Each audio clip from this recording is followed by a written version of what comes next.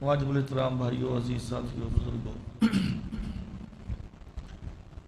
پچھلے خطبے میں ہم نے یہ جو اللہ کے عذاب آتے ہیں وہ سیلاب کی صورت میں ہو، شکل میں ہو، یا زلزلہ ہو، یا اس قسم کی جو بھی اللہ تبارک و تعالیٰ کی طرف سے آفات آتی ہیں ان کا کچھ ذکر کیا تھا کہ ان کا سبب کیا ہے، ان کی وجوہات کیا ہیں۔ لیکن بڑے افسوس کی بات ہے کہ یہ اللہ تبارک و تعالیٰ کی طرف سے ایک وارننگ ہوتی ہے، یہ ایک عذاب کا حصہ ہوتا ہے، اور ہماری جو نئی جنریشن ہے، جو پڑھے لکھے سمجھتے ہیں کہ ہم بڑے پڑھے لکھے لوگ ہیں، اور وہ سائنس یا ٹیکنالوجی کو آگے لا کے اس کو سامنے رکھ کے یقین کیجئے اللہ کی صریحاً ان آیات کا انکار کر رہے ہوتے ہیں، اللہ کی ان نشانیوں کا، ان آفات کا صریحاً انکار کر رہے ہوتے ہیں۔ زلزلہ آتا ہے تو وہ اپنی ٹیکنالوجی، اپنی سوچ، اپنی سائنس کو لے کر وہ پھر اس کے ساتھ وہ زمین و آسمان کے خلابے ملا کے جی اس کی پلیٹیں ہیں وہ ہل گئی، یہ ہیٹ ہوتی ہے زمین کے اندر، جب وہ ہیٹ نکلتی ہے تو پھر اس کو خروج کے لیے، ایگزاسٹ کے لیے کوئی جگہ چاہیے، تو وہ اپنی اس قسم کی نہ سائنس لڑاتے ہیں۔ اگر سورج یا چاند گرہن لگتا ہے تو اس کے اوپر بھی ہماری اپنی سائنس، اور بھائیو یہ تعلیم جو نا، یہ تعلیم کہتا نہیں لیکن کہنا پڑتا ہے، یہ تعلیم ہمیں اللہ سے دور کر رہی ہے۔ وہ جو ایک اللہ تبارک و تعالیٰ کے متعلق ہمارا ایک ذہن جو اسلام نے، جو قرآن نے، جو نبی نے بنایا ہے نا، کہ ان اللہ علی کل شیء قدیر، وہ اللہ ہر چیز پہ قادر ہے۔ اذا قضى امرا فانما يقول له كن فيكون، جب وہ کسی چیز کو بنانا چاہتا ہے، پیدا کرنا چاہتا ہے، اس کو کچھ بھی کرنا چاہتا ہے، وہ کہتا ہے ہو جا، وہ کام ہو جاتا ہے۔ ہم اس اللہ تبارک و تعالیٰ کی آیات کا انکار کر رہے ہوتے ہیں جب ہم ٹی وی پہ بیٹھ کے، اسکرین پہ بیٹھ کے، میڈیا پہ بیٹھ کے ہم اس پہ تبصرے کر رہے ہوتے ہیں۔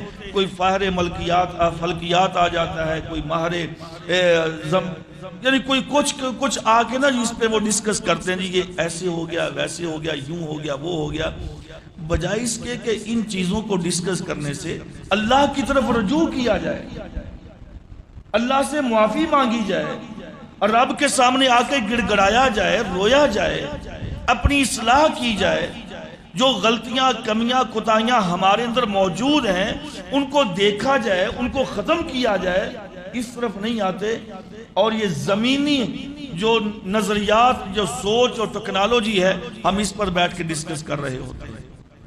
اور وہ اللہ کا جو کنسپٹ ہے، جو اللہ تبارک و تعالیٰ کا ایک تصور ہے ذہن کے اندر کہ وہ اللہ مالک ہے، خالق ہے، جو چاہے سو کر سکتا ہے، وہ چیز انسان کے ذہن سے آہستہ آہستہ محو ہو جاتی ہے، آہستہ آہستہ وہ انسان کے ذہن سے چیز نکل جاتی ہے۔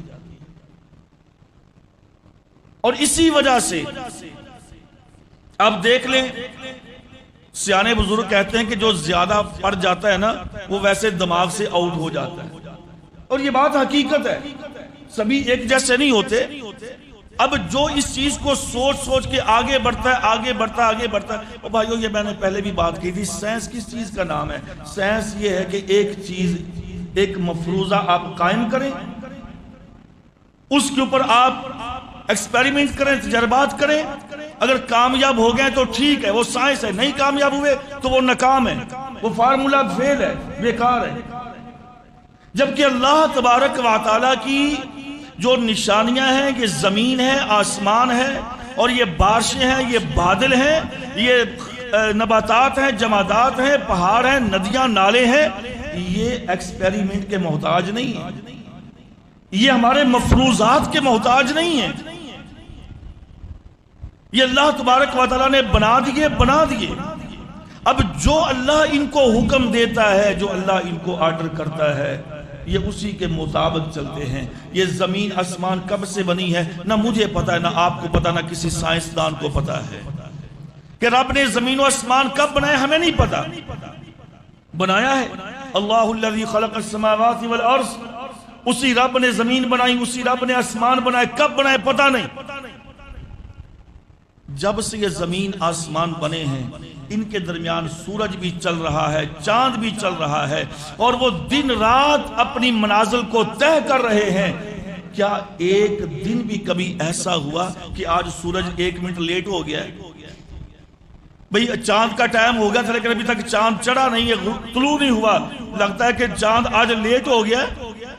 نہیں ہوا، کبھی ہوگا بھی نہیں۔ جب تک یہ کائنات موجود ہے، جب تک یہ اللہ کا نظام موجود ہے، اللہ فرماتے ہیں کہ میری بنائی ہوئی کوئی چیز اپنے ٹائم سے آگے پیچھے یا اپنی ذمہ داری میں سستی اور کمی کوتاہی نہیں کرتی سوائے جنوں انس کے۔ ایک انسان اور جن ایسی مخلوق ہیں کہ جو اللہ کے بتائے ہوئے احکامات کو مکمل طور پہ سامنے نہیں رکھتے، اس پہ عمل نہیں کرتے۔ باقی رب کی کوئی مخلوق ایسی نہیں ہے، وہ جانداروں میں ہے، بے جانوں میں ہے، کہ جو اللہ کے حکم کی نافرمانی کرتی ہو۔ یہ سیلاب ہے، یہ پانی ہے، ندی نالوں سے ہوتا ہوا، دریاؤں سے ہوتا ہوا ہماری کھیتوں کھلیان کو، جو سرسبز و شاداب کھیتوں کھلیان کو یہ تباہ و بربادی کے دہانے پر پہنچاتا ہے سیلاب، یہ نہ میری مرضی سے ہے نہ آپ کی مرضی سے ہے، یہ اللہ تبارک و تعالیٰ کے حکم کا پابند ہے یہ پانی۔ چلیں باہر کا بات لمبی ہو جائے گی، میں صرف آج آپ کے سامنے ایک حدیث پیش کرتا ہوں۔ جامع ترمذی میں ایک روایت ہے اور دو طرف سے یہ روایت آتی ہے۔ ایک طرف اس کے راوی ہیں سیدنا ابو ہریرہ رضی اللہ تعالی عنہ، اور پچھلی روایت میں اسی جگہ پر اس میں راوی ہیں سیدنا علی رضی اللہ تعالی عنہ، علی بن ابی طالب رضی اللہ عنہ۔ بیان کرتے ہیں کہ نبی کریم صلی اللہ علیہ وسلم نے فرمایا، آپ نے فرمایا کہ ان امتی خصلتن 15، جب میری امت 15 بیماریوں میں، 15 گناہوں میں، 15 خصلتوں میں پڑ جائے گی، حل بہل بلاء، تو پھر اللہ تبارک و تعالیٰ کی طرف سے بھی ان پر آزمائشیں آنا لازم ہو جائے۔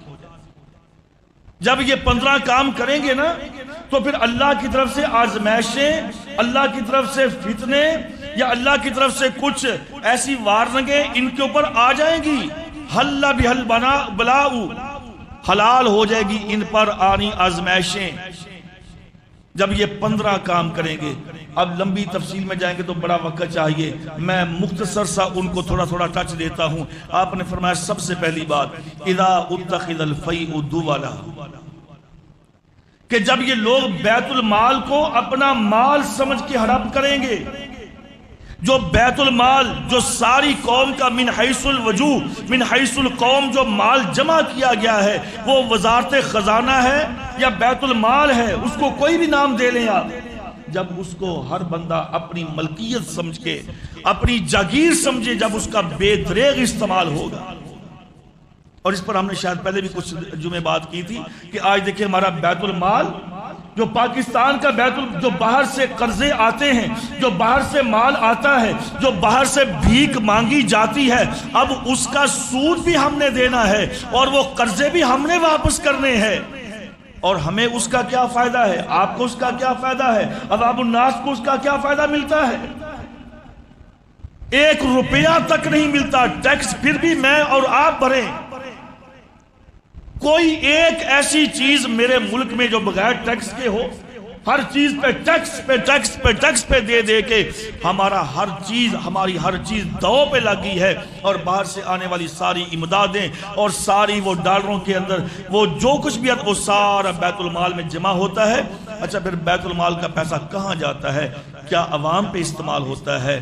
کیا رفاع عامہ کے کاموں میں استعمال ہوتا ہے؟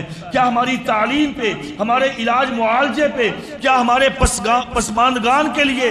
نہیں، ضائع ہو رہا ہے۔ جس کی لاٹھی اس کی بھینس، جس کے پاس اس کی تجوری، جس کے پاس اس کی چابی، جس کا اثر و رسوخ ہے، بس وہ استعمال کرتا ہے بے دریغ۔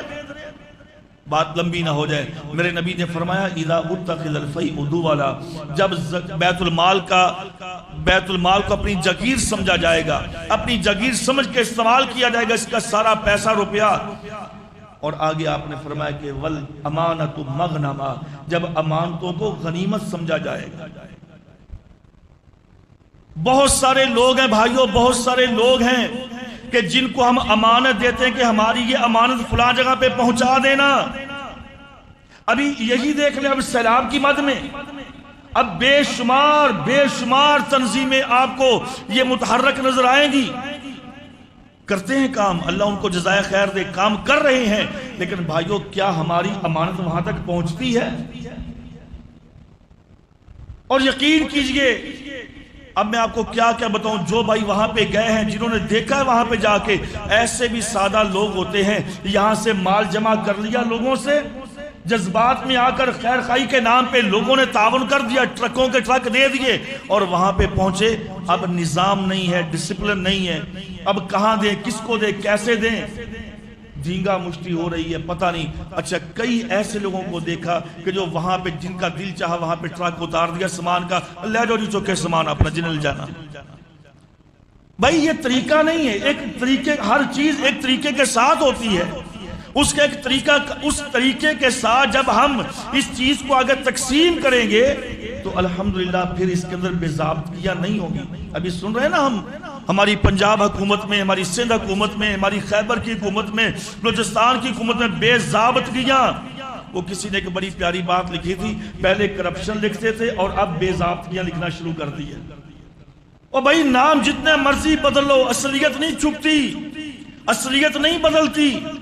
باہر کا نبی نے فرمایا کہ جب لوگ اپنی امانت، جو ان کے پاس امانت ہوگی، اس کو اپنے لیے غنیمت سمجھیں گے کہ چلو یار میرے کو کچھ چند روپے آ گئے نے، اب ان کے ساتھ میں اپنا کوئی سلسلہ شروع کرتا ہوں۔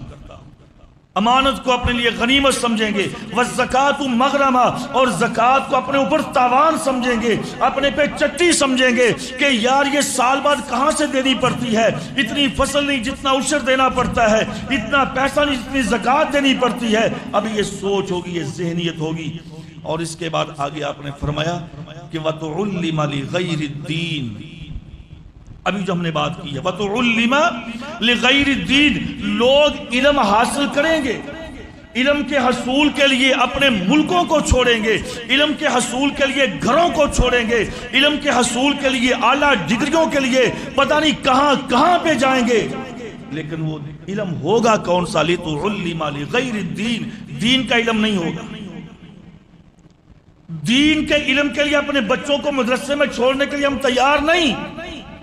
یہاں چیچاوتی سے، گرد و نواح سے، اپنے گاؤں سے اگر اپنے بچے کو یہاں پہ چھوڑ کے جاؤں تو بس پھر بھی نہ دل ڈرتا ہے، پتہ نہیں پڑے گا نہیں پڑے گا، میں نے اچھا کیا غلط کیا، یہ کرنا چاہیے تھا نہیں کرنا چاہیے تھا۔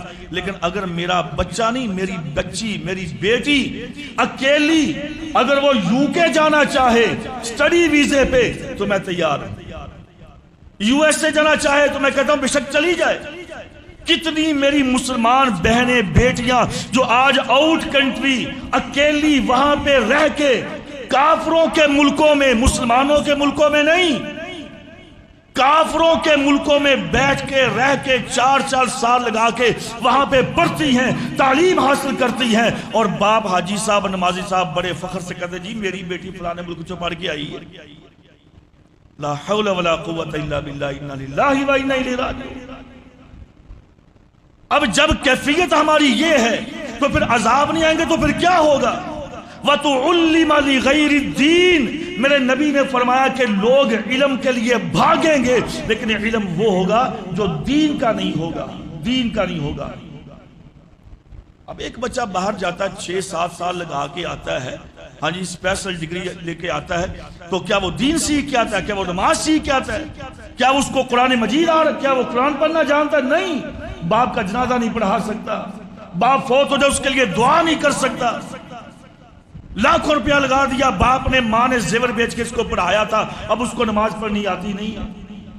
چلیں باہر کیف، پیارے پیغمبر نے فرمایا کہ یہ کام ہوگا، اور اس کے بعد آپ نے فرمایا وَأَدْنَا صَدِيقَهُ وَأَقْصَى أَبَاهُ، نوجوان پھر جو اس قسم کی تعلیم حاصل کرتا ہے، جو دین سے ہٹ کر دوسری تعلیمات کے پیچھے بھاگتا ہے، وَأَقْصَى أَبَاهُ وَأَدْنَا صَدِيقَهُ، اپنے دوست کو اپنے قریب کرے گا، اپنے دوست کو اپنے پاس بٹھائے گا، اپنے دوست کے ساتھ اس کی میٹنگ بھی ہوگی، اس کی سیٹنگ بھی ہوگی، اس کے ساتھ مشورہ بھی ہوگا، اس کے ساتھ ہر بات چیت ہوگی۔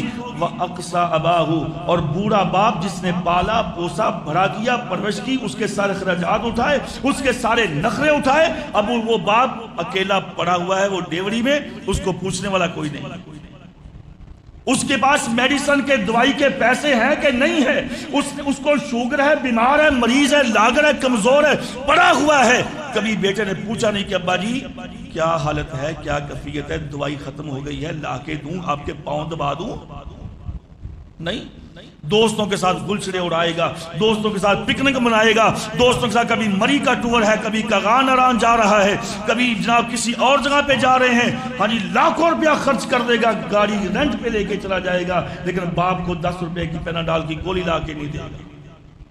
وَأَقْصَى أَبَاهُ، باپ کو پیچھے کر دے گا، باپ کی کوئی پرواہ نہیں ہوگی، اور وہ ادنا صدیق اور دوستوں کو اپنی ڈرائنگ روم سے لے کر بیڈ روم تک لے جائے گا، نعوذ باللہ، ان کے ساتھ ساری بات۔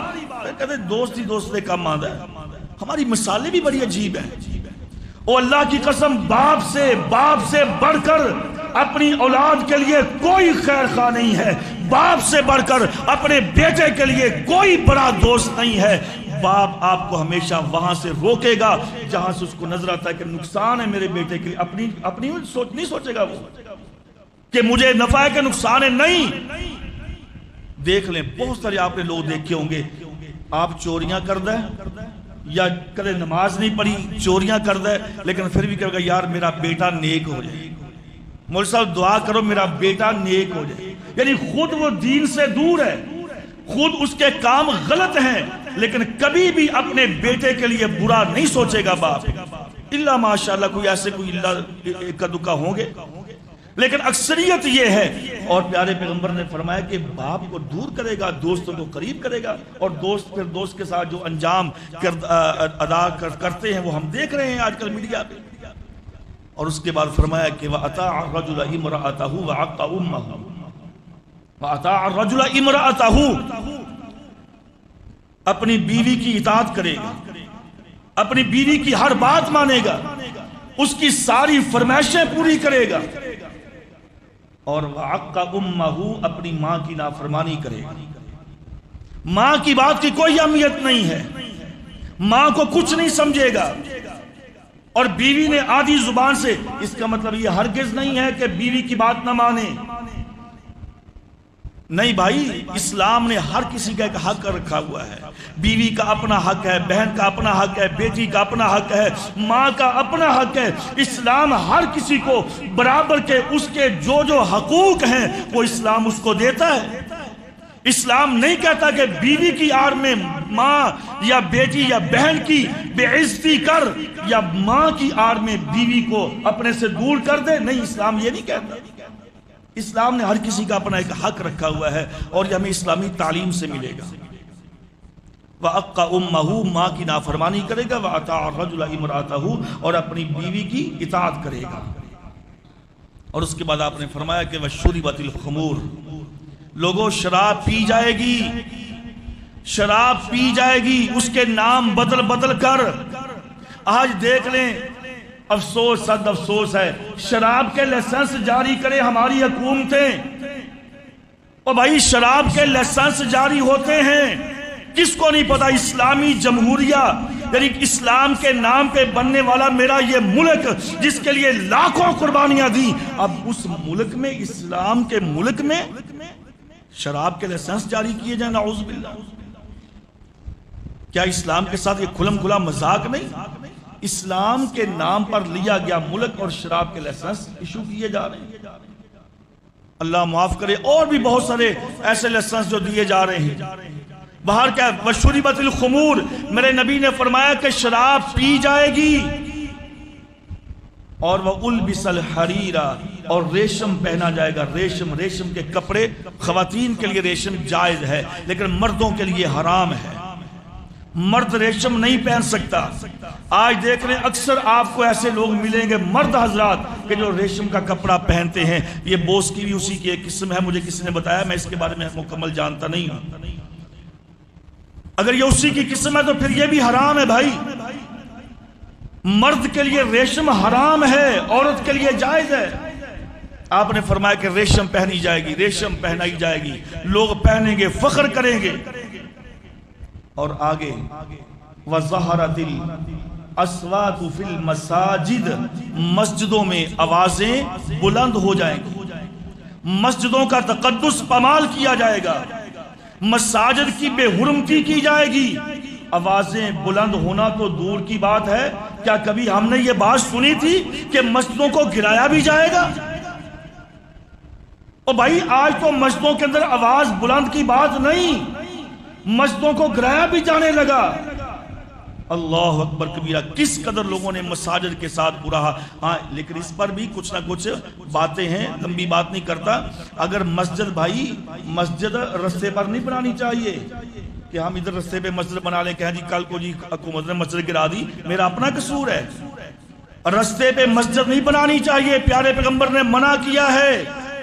آپ نے فرمایا کہ رستے میں نماز نہیں ہوتی اور رستے میں مسجد بنا کے کھڑے ہو جائیں، آنے جانے والوں کو تکلیف ہو. آپ نے منع کیا ہے، مسجد رستے میں نہیں بنانی چاہیے. میں تو ایک عام مطلق بات کرتا ہوں. آپ نے فرمایا کہ مسجدوں کے اندر آوازیں بلند ہو جائیں گی، مسجدوں کو اپنی سیاست کے لیے استعمال کیا جائے گا، مسجدوں کو لڑائی جھگڑوں میں استعمال، بھی تیری مسجد میری مسجد، اے متولی فلاں متولی، ہاں جی اس کے پیچھے نہیں اس کے پیچھے نہیں. یعنی ان کاموں میں مسجدوں کے اندر آوازیں بلند. وَظَهَرَتِ الْقَيْنَاتِ وَالْمَعَازِفِ، اور آپ نے فرمایا کہ پھر لوگوں اس کے بعد گانے بجانے کے آلات، موسیقی کے آلات. ظَهَرَتِ الْقَيْنَاتُ وَالْمَعَازِفِ، گانے بجانے والیاں بھی عام ہو جائیں گی اور گانے بجانے کے آلات بھی عام ہو جائیں گے. اب گانے بجانے والے کلے اکیلی عورتیں نہیں بلکہ ان کے ساتھ آج کل مرد بھی شامل ہیں، اور ہم ان کو بڑی رسپیکٹ دیتے ہیں، بڑی عزت دیتے ہیں. یہ جی حضرت صاحب ہیں، فلاں صاحب ہیں، ہاں جی اس کے لیے بڑا اچھا پروٹوکول انتظام کرتے ہیں. کیوں جی؟ یہ گانے والا اس کو کیا کہتے ہیں؟ گلوکار کہتے ہیں. گلوکار، کسی کو اداکار، کسی کو گلوکار، کسی کو سٹار، کسی کو پتہ نہیں کیا کیا کیا، جو مرضی نام دے لو بھائی. میں سیدھی بات کہتا ہوں، کہلائے گا وہ کنجر ہی. کسی پرانے بزرگ سے پوچھو بھائی، ناچنے والا گانے والا مرد ہو عورت ہو، اس کو کیا کہتے ہیں؟ وہ پنجابی زبان میں کہے گا ہے گا کنجر ہی ہے نا. اس کو ہم جتنے مرضی نام دے لیں تاکہ اس کی اصلیت چھپ جائے. اور بھائی اصلیت کبھی نہیں چھپتی. میرے نبی نے کہا کہ ظَهَرَتِ الْقَيْنَاتِ، گانے بجانے والیاں، لونڈیاں، لڑکے یا لونڈے یہ عام ہو جائیں گے ہر جگہ جگہ پہ، اور ان کو بڑا پروٹوکول، بڑی عزت دی جاتی ہے. اور والمعازف، اور آپ نے فرمایا کہ اس کے ساتھ ساتھ گانے بجانے کے آلات، موسیقی کے آلات. آج الا ماشاءاللہ ہر محلہ تو دور کی بات ہے، آج ہر جیب کے اندر وہ موسیقی موجود ہے. آج ہمارے نماز پڑھ رہے ہوتے ہیں اور نماز کے درمیان کسی کا فون آ جائے، کبھی دیکھا ہم نے؟ سوچا کبھی؟ اس پہ جرس یعنی کہ اس کے اوپر ٹلی کی آواز، ٹن ٹن کی آواز، یا اس کے اوپر کوئی اور موسیقی کی آواز. میرے نبی نے کہا جہاں پہ ٹلی کی آواز ہوگی، ٹلی کی آواز، جرس کی آواز، وہاں پہ رحمت کا فرشتہ نہیں ہے، نماز وہاں پہ نہیں ہوتی. آج ہمارے موبائلوں پہ جناب گانے کی ٹون لگی ہوئی ہے، اگر کال کرتے ہیں تب بھی گانے کی ٹون لگی ہوئی ہے، اور سننے والے نے بھی گانے کی ٹون لگائی ہوئی ہے اور بڑے محظوظ ہو رہے ہیں. میرے نبی نے فرمایا کہ من سمع الغنا صب فی اذنیہ العنق، آپ نے فرمایا جس آدمی نے غنا یعنی کہ یہ موسیقی سنی، قیامت کے دن اس کے کانوں میں سیسا پگھلا کے ڈالا جائے گا. سیسا پگھلا کر، یہ جو ایک دھات ہوتی ہے سیسا، سلور کی طرح دھات ہے، آپ نے فرمایا کہ وہ سیسا یعنی جو سکہ ہے وہ انسان کے کان میں قیامت کے دن ڈالا جائے گا پگھلا کر. جو آج موسیقی سنتا ہے، ایئر فون کان میں لگے ہوئے ہیں، نوجوان جا رہا ہے آ رہا ہے، حادثے ہو رہے ہیں، موٹر سائیکلوں پہ ایکسیڈنٹ ہو رہے ہیں. وجہ کیا جی؟ وہ کان میں اس کے وہ ایئر فون لگے ہوئے تھے، جناب موٹر سائیکل کسی کے اندر جا کے اس نے مار. کتنے نقصانات ہو رہے ہیں. باہر کے میرے نبی نے فرمایا کہ یہ چیزیں عام ہوگی، گانے بجانے والیاں، گانے بجانے والے، اور پھر موسیقی کے آلات عام ہو جائیں گے۔ وَظَهَرَتِ الْقَيْنَاتُ وَالْمَعَازِفُ اور وَسَادَ الْقَبِيلَةَ فَاسِقُهُمْ وَسَادَ الْقَبِيلَةَ فَاسِقُهُمْ لوگوں، قوم کا، قبیلے کا جو سردار ہوگا، جو قبیلے کا سید ہوگا، جو قبیلے کا بڑا ہوگا، جو ہمارے حلقے کا بڑا ہوگا، فاسقہم ان میں سے بدترین، برا، گندا، زانی، چور، ڈکیت، رسا گیر ہوگا۔ آج مجھے بتائیے، دیکھیے گرد و نواح میں ہمارے حلقوں کے جو نمائندے ہیں، آج جو ہماری بستیوں کے، ہماری قوم قبیلوں کے جو بڑے ہیں، اللہ ما کوئی ہزاروں میں سے کوئی ایسا ہوگا کہ جو اس بیماریوں سے بچا ہوا ہوگا، ان بیماریوں سے، وگرنہ وہ یا تو رساگیروں کا پناہ گزین ہے، سہولت کار ہے، یا چوروں کا، ڈکیٹوں کا۔ بھائی سیدھی بات کہتا ہوں، آج کل ہم ووٹ دیتے ہی اسی کو ہیں۔ بھئی تو مولوی صاحب تو کی کریں گا میرے واسطے؟ یہ نے کچھ نہیں کرنا، ایس بندے نو ووٹ دیو، کیوں؟ اور کل نو کچھ چوری ہو جائے گی، لڑائی ہو جائے گی، جھگڑا ہو جائے گا، تو تھانے بچاتا لگے گا۔ یعنی یہ ہماری سوچ ہے کہ کل کو میں نے گناہ کرنا ہی کرنا ہے، میں نے کسی کا جانور کھولنا ہی کھولنا ہے، میں نے کسی کے ساتھ غلط کرنا ہی کرنا ہے، تو مجھے اس کو چننا چاہیے کہ جو کل میرے گناہ کے ساتھ میرے لیے کھڑا ہوگا، تھانے کچہری پنچایت میں میری حمایت کرے گا، اس لیے میں نے اس کو ووٹ دینا ہے۔ آج ہماری یہ سوچ بن چکی ہے، اسی لیے کہتے ہیں مولویوں تو کنے ووٹ دینا، کس نے نہیں دینا۔ کیوں بھائی؟ تم جتنی مرضی بھائی خدمت خلق کرو، جو مرضی کرو، ووٹ نہیں ملے گا، ووٹ اسی کو ملے گا جو علاقے میں فلاں فلاں فلاں فلاں کیٹیگری کا مالک ہو، وہ سب آپ سمجھتے، جس کا سکہ چلتا ہوگا۔ میرے نبی نے کہا وَسَادَ الْقَبِيلَةُ فَاسِقُهُمْ وہ لوگوں قبیلے کا بڑا، جو علاقے کا رہنما، جو علاقے کا بڑا ہوگا، وہ سب سے برا، فاسقہم ان سب میں سے گندا آدمی ہوگا، گندا آدمی، گناہگار ہوگا۔ وَزَعِيمُ الْقَوْمِ أَرْذَلَهُمْ یہ تو علاقے کی بات ہے، یہ تو ایک حلقے کی بات ہے۔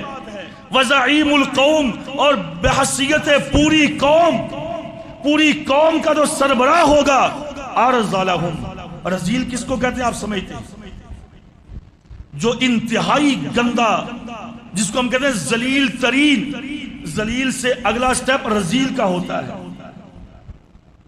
اب ذلیل بھی بہت بڑی گالی ہے، بہت بڑا، اللہ معاف کرے، یہ شکست خوردہ یا ایسا گھٹیا نام ہے، لیکن رذیل اس سے اگلا سٹیپ ہوتا ہے۔ میں نہیں کہہ رہا، میرے پیارے نبی نے فرمایا، حدیث نمبر 2011 ہے، یعنی 2011 جامع ترمذی دوسری جلد ہے۔ میرے نبی نے فرمایا کہ زعیم القوم ارذلہم جو بحیثیت پوری قوم کا لیڈر ہوگا وہ رذیل ترین ہوگا۔ آج دیکھ لیں ہمارے جو لیڈر ہیں، جی میری پارٹی فلاں، تیری پارٹی فلاں، او بھائی یہ پارٹیوں کے لیڈروں کو دیکھ لیں، وہ جی فلانے لیڈر نے ایسے بیڑا غرق کر دیا، فلانا کا، سارے ایک جیسے ہیں بھائی۔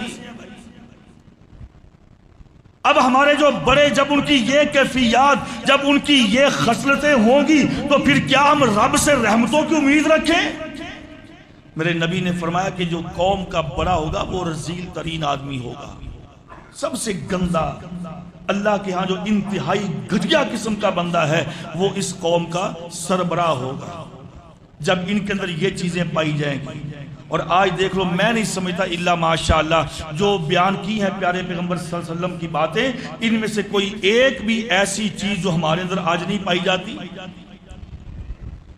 یہ ساری بیماریاں، یہ ساری خصلتیں آج ہمارے اندر مجموعی طور پہ قائم ہیں، اور جب پھر یہ کیفیات ہوں گی تو میرے نبی نے فرمایا صلی اللہ علیہ وسلم نے وَلَعْنَ آخِرُ هَذِهِ الْأُمَّةِ، پھر یہ آنے والے لوگ، آنے والے نوجوان کہیں گے ہم بڑے پڑھے لکھے ہیں، ہم بڑے حالات کو سمجھتے ہیں، ہم حالات کو جج کرنے والے ہیں، لہذا پہلوں نے تو کچھ بھی نہیں کیا تھا۔ وَلَعْنَ آخِرُ هَذِهِ الْأُمَّةِ، پہلے وہ تو نکمے سی، بیکار سی، میں بڑا سمجھدار ہوں، میں بڑا پڑھا لکھا، میں یہ فیصلہ کروں گا، یہ پرانا قانون نہیں، ختم کر دو پرانے سارے قانون، اب یہ قانون چلے گا، فلاں قانون ختم کر دو، یہ قانون بناؤ۔ اب پہلی امتوں کو بیکار سمجھیں گے، ان پہ لعنت کریں گے، ان کو گالی دیں گے، ان کو برا کہیں گے، اور اپنے آپ کو زیادہ سمجھدار، اپنے آپ کو زیادہ انٹیلیجنٹ ثابت کریں گے کہ ہم بہت زیادہ سمجھدار، بڑے پڑھے لکھے لوگ۔ اب سب کچھ یہ ہو رہا ہے۔ اس کے بعد آپ نے فرمایا کہ فَلْيَرْتَقِبُوا عِنْدَ ذَلِكَ رِيحًا حَمْرَاءً وَزَلْزَلَةً وَخَسْفًا وَمَسْخًا وَقَذْفًا، فرمایا کہ لوگوں جب یہ خصلتیں ہوں گی تو پھر تم کس چیز کا انتظار کرو گے؟ رب کی رحمتوں کا نہیں۔ فَلْيَرْتَقِبُوا عِنْدَ ذَلِكَ، پھر انتظار کرنا کس بات کا؟ رِيحًا حَمْرَاءً، سرخ آندیاں چلیں گی، طوفان آئیں گے، طوفان، شدید بارشیں، طوفان گھروں کی چھتیں اڑا کے لے جائیں گے، درخت، بڑے بڑے مضبوط تنا آور درخت، وہ تمہارے گھروں پہ، گاڑیوں پہ گریں گے اور تمہیں نقصان پہنچائیں گے۔ ریحن حمراء، سرخ آندیاں چلیں گی، طوفان جکھڑ چلیں گے، اور تمہاری فصلیں تباہ، تمہارے گھر تباہ، تمہارے مال مویشی تباہ، اور تمہارے لیے انتہائی نقصان دہ ہوں گے۔ صرف یہ سرخ آندیاں اور طوفان نہیں، وَزَلْزَلَةً، میرے نبی نے فرمایا زلزلے بھی آئیں گے۔ آپ نے دیکھا پرسوں زلزلہ آیا دوبارہ پھر ادھر 5.3، یہ اس کا یعنی کہ وہ شدت تھی اس کی، اور اس سے پہلے بھی زلزلے آتے رہتے ہیں۔ کہا زلزلے آئیں گے، زمین کو جھنجھوڑ دیا جائے گا، زمین کو ہلایا جائے گا، طوفان آئیں گے، بارشیں آئیں گی، آندیاں آئیں گی۔ یہیں پر بس نہیں، اگر رب چاہے تو وَخَسْفًا وَمَسْخًا، اللہ زمین کو پھاڑے گا اور زمین کے اندر پوری کی پوری بستی غرق ہو جائے گی۔ یہ ہم کیا کہتے ہیں جی؟ یہ کلاؤڈ برسٹ کیا ہے جی؟ آسمان سے بادل پھٹا، بستی کہاں گئی؟ ساری کی ساری بستی ختم۔ اور اس سے پہلے ڈیڈر کا علاقہ مانسرا کے ساتھ ہم وہاں پہ گئے تھے، دیکھا تھا، وہ پوری کی پوری بستی ہی زمین ایسے پھٹی، پوری کی پوری بستی زمین کے اندر غرق ہو گئی۔ اور ہم کہتے ہیں، آپ کہتے ہیں جی ہمارا ہڑپا بھی غرق ہوا ہے جی، ہاں جی وہ موجودارو وہ بھی غرق ہوا ہے جی، فلاں شہر بھی غرق ہوا ہے، ٹیکسلا بھی غرق ہوا ہے، فلاں بھی غرق ہوا، فلاں بھی غرق ہوا ہے۔ میرے نبی نے فرمایا کہ خسفن، زمین پھٹے گی، بستی درمیان میں ساری غرق، یا ایسا کوئی اوپر سے عذاب آئے گا کہ پوری زمین ہی اللہ اس کو ملیا میٹ کر دے گا۔ وَمَسْخًا، شکلیں بدلیں گی، لوگوں کی شکلیں تبدیل ہو جائیں گی۔ وَقَذْفًا، اللہ پتھروں کی بارش برسائے گا۔ جو بھائی چکر لگا کے آئے ہیں وہ بھی، اور بلکہ سب نے دیکھا ہے، آج کل میڈیا کا دور ہے کہ بارش کے ساتھ ساتھ سلائیڈنگ کے ساتھ ساتھ پتھر آ رہے ہیں، پتھر پانی کے ساتھ بڑے بڑے بھاری برکم پتھر وہ آ رہے ہیں، وہ آ رہے ہیں۔ اوپر سے پتھر آئے، نیچے سے آئے، جہاں سے آئے رب کی مرضی ہے۔ اور ایسے بڑے بڑے پتھر کے جس کو ہم 10 بندے مل کے ہلا بھی نہیں سکتے، وہ پتھر پانی کھینچ کے لے کے آ رہے ہیں۔ وَقَذْفًا، رب العالمین کے نبی نے کہا کہ پتھر برسیں گے اور پتھر تمہیں اپنے نیچے ایسے دباتے جائیں گے، تمہیں مٹا دیں گے۔ میرے بھائیوں، یہ سارے عذاب کیوں آتے ہیں؟ جب یہ بیماریاں، جب یہ خصلتیں اور جب یہ گناہ امت کے اندر آتے ہیں، ہم بجائے گناہوں کی طرف اپنے آپ کو لانے کے پر، یعنی گناہوں سے بچنے کے لیے، گناہوں سے توبہ کرنے کی بجائے ہم اوپر سے کہتے ہیں جی بس یہ ہو گیا۔ یقین کیجئے مجھے دکھ ہوتا ہے، ایسے کئی لوگ جو نا ایک بندے نے ایسی گھٹیا قسم کی بات کہی مذاق میں، کہتا جی لگتا ہے کہ نیچے والا پانی بھی ختم ہو گیا ہے اور اوپر والا پانی بھی ختم ہو جائے گا اگر یہ بارشیں ایسے جاری رہی تو، نعوذ باللہ۔ یعنی اس کیفیت میں بھی اللہ کے ان عذابات کا انکار نہیں، مذاق کیا جا رہا ہے۔ اللہ کی رحمت کو چیلنج یا اللہ کے عذاب کو چیلنج، یا اللہ کی طرف سے آنے والی جو یہ آزمائشیں ہیں ان کو چیلنج، یا ان کا مذاق اڑانا، یا ان کا غلط الفاظ میں استعمال کرنا۔ ابھی تک لوگوں کی اصلاح نہیں ہے، اور کسی کو کہہ کے دیکھو بھائی نماز پڑھ لو، پڑھ لوں گے، بڑا ٹائم پیا نماز پڑھنے۔ بازار بھرے ہیں، یہ ربیع الاول کا مہینہ شروع ہو چکا ہے، رات کو گلیاں سجیں گی، بازار سجیں گے، مسجدیں سجیں گی، لیکن نماز کے لیے آپ کو چند وہی پرانے بزرگ بابے دو چار پرانے نمازی نماز کے لیے وہی ہوں گے بس۔ مسجدیں سجائیں گے، جھنڈیاں لگائیں گے، جدید دور ہے، آج کا الیکٹرانک دور ہے، ہاں جی وہ LED لائٹیں لگائیں گے، اور یہ بھی مجوسیوں کا کام ہے یہ لائٹنگ کرنا۔ بات سن لیں میرے بھائیوں، مجوسی جو تھے آگ کو پوجنے والے، آگ پوجنے والے مجوسی، یہ لائٹنگ کرنا یہ ان کی سنت ہے، یہ سنت کہتے ہیں طریقے کو، یہ ان کا طریقہ ہے مجوسیوں کا۔ مجوسیوں کا جب کوئی تہوار آتا، جب ان کا کوئی دن آتا تو وہ ساری رات اپنے گھروں کو، اپنی مندیروں کو، یعنی بنیریاں نو اپنی مندیروں کو ساری رات وہ چراغاں کرتے تھے، دیے جلاتے تھے، دیے اپنی مندیروں پہ رکھ کے ان میں تیل چربی ڈالتے رہتے، ان کو آگ لگاتے رہتے، کہتے جی آج آگ بجھنے نہیں دینی ہم نے، آگ بجھنے، چونکہ ہمارا تہوار ہے، اور آج وہی گندی خصلت اور آج وہی مجوسیوں کی گندی سنت، یعنی گندا طریقہ، سنت کا معنی طریقہ ہوتا ہے بھائی، کہیں اتنا سمجھ لینا، وہی مجوسیوں کا گندا طریقہ آج ہمارے مسلمانوں کے اندر بھی آ گیا۔ ہم شعبان کا مہینہ ہوتا ہے اس میں بھی، اور رجب کے مہینے میں بھی، اور ربیع الاول کے مہینے میں بھی نام اسلام کا استعمال کریں گے اور ہم لائٹنگ کریں گے۔ فضول خرچی ہے، فضول خرچی بھی ہے، اور یہ مجوسیوں کی علامتیں بھائیوں، اس سے بچنا چاہیے۔ اچھا بڑے لوگ آپ کو ملیں گے، قربانی کرتے نا، آپ قربانی کرتے ہیں، کہتے ہیں جی اتنی مہنگی قربانی کیوں کی تھی، ہلکی کر لیتا، کسی بیٹی کو گھر سے اٹھا دیتا جہیز۔ تو کیا جو اب لائٹنگ پہ اتنا خرچہ ہوتا ہے، کیا اس سے ہم کسی کے گھر نہیں آباد کر سکتے؟ کیا جو لائٹنگ پہ ہم فضول خرچی کرتے ہیں، جس سے میرے نبی نے منع کیا، اللہ نے بھی منع کیا ہے، کیا اس فضول نہیں جی نبی کی آمد کی خوشی میں ہے، اس پر اسلام ہم بات کریں کہ نبی کی آمد کیسے ہوتی ہے، خوشی کیسے ہوتی ہے، اور خوشی کیسے منائی جاتی ہے۔ آخر میں ایک بات کہوں گا میرے بھائیوں، نبی کی خوشی یہ ہے کہ نبی کی بات مانی جائے۔ آخری بات کہتا ہوں، جب امیر حمزہ رضی اللہ تعالی عنہ شکار کر کے واپس آئے تو لونڈی نے کہا امیر حمزہ تم سردار ہو، پتہ ہے آج کیا ہوا سردار صاحب، کیا ہوا؟ آج تیرے بھتیجے محمد صلی اللہ علیہ وسلم کو آج تیرے بھائی ابو جہل نے مارا ہے، زخمی کر دیا ہے۔ اچھا میں ابھی جاتا ہوں بدلہ لے کے آتا ہوں۔ امیر حمزہ گئے رضی اللہ عنہ، ابو جہل مجلس میں بیٹھا ہوا تھا، خوش گپیوں میں مصروف تھے، کہتا عمر بن حشام کھڑا ہو، کیا ہوا امیر حمزہ، وجہ کیا ہے، سبب کیا ہے؟ آج تو نے بھتیجے محمد کو مارا صلی اللہ علیہ وسلم کو؟ ہاں مارا۔ کیوں مارا، کیسے مارا نہیں پوچھا، اپنی کمان نکالی، ابو جہل کے سر میں ماری، اس کا سر پھوڑ دیا، زخمی کر دیا، کہا جل بدلہ لے کے واپس جا رہا ہوں۔ بدلہ لے کے واپس گیا، میرے نبی کے پاس آیا، سکا چاچا ہے، رضائی بھائی بھی ہے، ہم عمر بھی ہیں، ایک ماں کا دودھ بھی پیا ہے بچپن میں اکٹھے کھیلتے بھی رہے ہیں نبی پاک صلی اللہ علیہ وسلم اور امیر حمزہ کہتے ہیں اے محمد اب خوش ہو گئے ہو، میرے دوست خوش ہو گئے ہو، میرے بھتیجے خوش ہو گئے ہو، اور میرے ساتھی خوش ہو گئے ہو، میں نے تیرا بدلہ لے لیا ہے۔ میرے نبی نے کیا کہا تھا؟ چاچا امیر حمزہ، میرے رضائی بھائی، میرے بچپن کے دوست، اللہ کی قسم اس بات پہ میں خوش نہیں، میں راضی نہیں، تو پھر کیسے خوش ہوگا؟